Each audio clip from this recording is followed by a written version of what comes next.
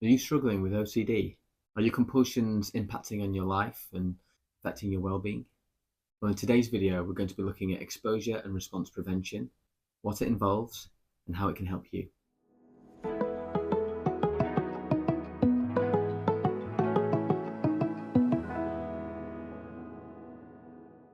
So what is exposure and response prevention?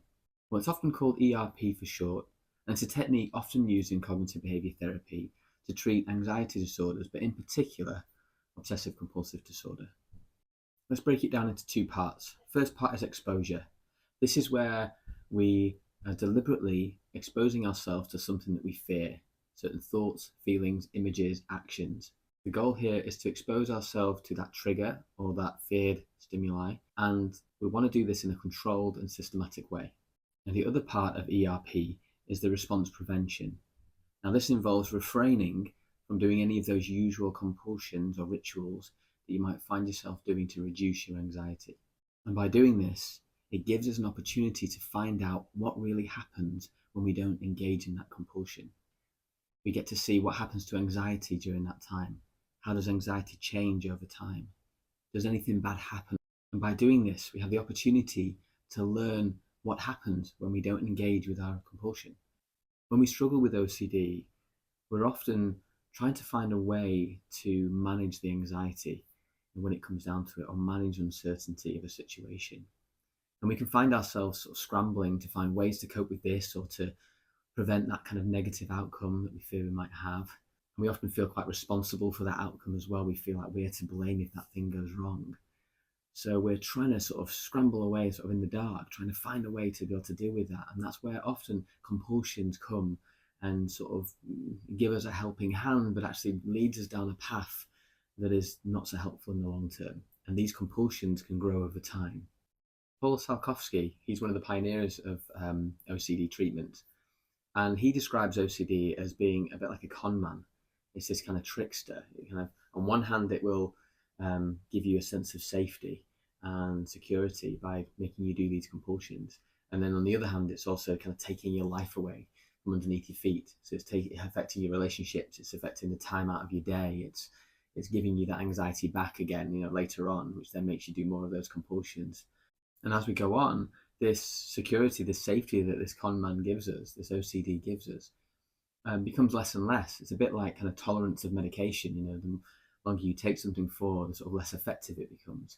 And often people describe, their compulsions becoming more complex, or taking more time to get the same feeling of safety that they had before. So it just shows how really important it is to break this cycle. Another reason ERP is helpful is because it allows us to experience what we call habituation. Through repeated exposure of something we fear or repeated preventing of doing those compulsions, we find that our anxiety can diminish over time. It can reduce. We become more desensitized to the situation, the thing that we feared. Another reason ERP is helpful is because it helps us learn what really happens, the kind of realities of life. Sounds very deep, that, doesn't it? By doing these exposures or kind of experiments to be able to drop those safety behaviors, drop those things that we're doing, those compulsions that are giving us the impression that we're safe, this false sense of safety. By dropping those, we get to find out what really happens, and it helps address any unrealistic thoughts or beliefs that are going on there. Maybe these assumptions that we have about situations. It helps reduce some of those catastrophizing thoughts there. Or those fears that something bad's going to happen. Because if you've done it lots of times and nothing bad happens, then that's going to change the way we view it. What I often find is a bit of a seesaw effect. I find that people will often overestimate their risk of something happening. Our catastrophizing thoughts will tell us that worst case scenario. We overestimate that risk of something happening. And what we also find is that we underestimate our ability to cope with it. So we don't give ourselves credit, or we feel like we won't be able to cope with it.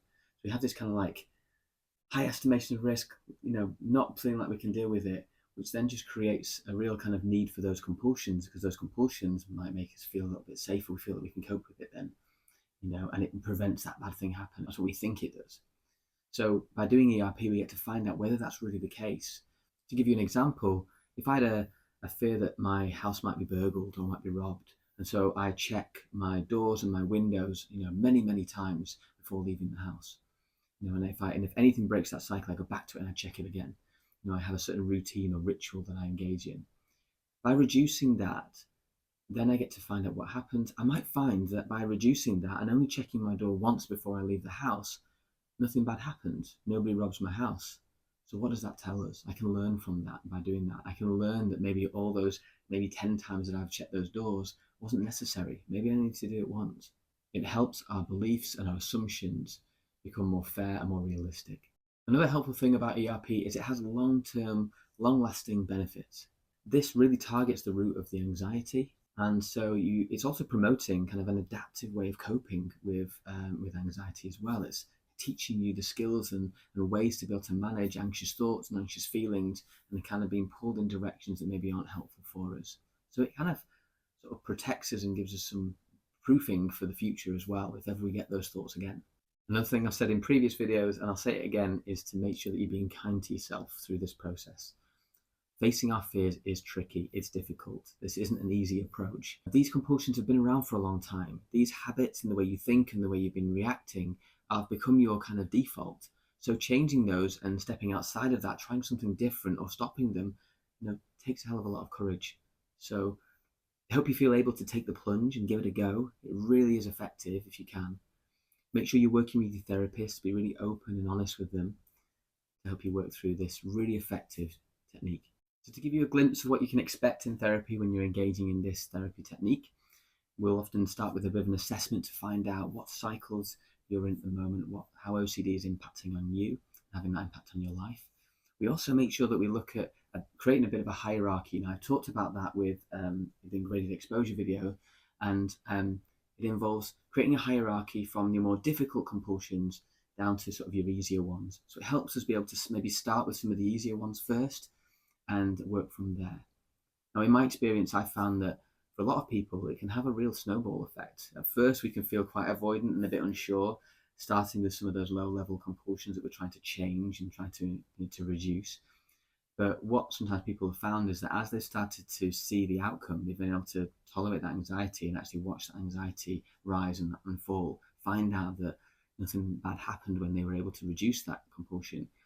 They understand the formula, and it really gives them a lot of confidence to be able to build on it. So I found people taking on more compulsions for that week than maybe we initially expected to, or maybe noticing changes in other areas of their life as well. So it can really have a snowball effect when you engage with it. Well, I hope you found this video helpful. If you have found it helpful, please feel free to like it. It gives me an idea for what types of videos that people would like to see. Also, if you've tried ERP or you're in the process of going through it with your therapist, let me know how you're finding it. And if you found it helpful, please share that as well. That can be really encouraging for other people who may be watching this video.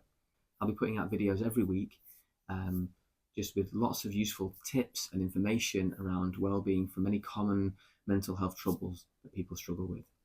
So maybe subscribe, and then you can get the notification every week when they come out. Well, thank you for watching. Hope you have a lovely day.